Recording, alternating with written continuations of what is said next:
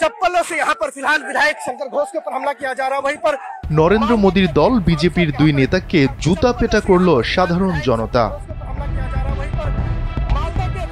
এই ঘটনার বেশ কয়েকটি ভিডিও এখন সামাজিক যোগাযোগের বিভিন্ন মাধ্যমে ছড়িয়ে পড়েছে।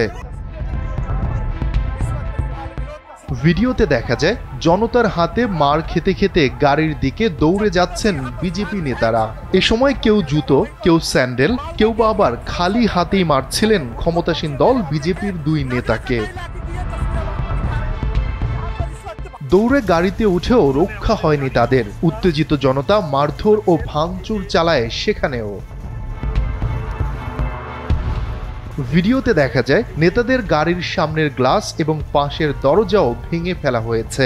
গুরুতর আহত হয়েছেন একজন বিজেপি নেতা। RICL TMX, যুগের পর যুগ স্থাপনা থাকে মজবুত।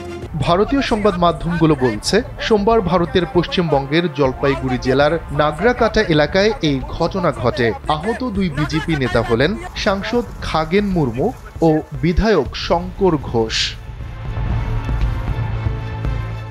জানা গেছে, বন্যা কবলিত এলাকা পরিদর্শনে গিয়ে হামলার শিকার হন তারা। স্থানীয়দের অভিযোগ, ত্রাণ না দিয়ে, দায়িত্ব পালন না করে শুধুই লোক দেখানো পরিদর্শনে গিয়েছিলেন তারা। অন্যদিকে বিজেপির দাবি এটি পরিকল্পিত হামলা। শফিকুল ইসলাম শান্ত, NPB।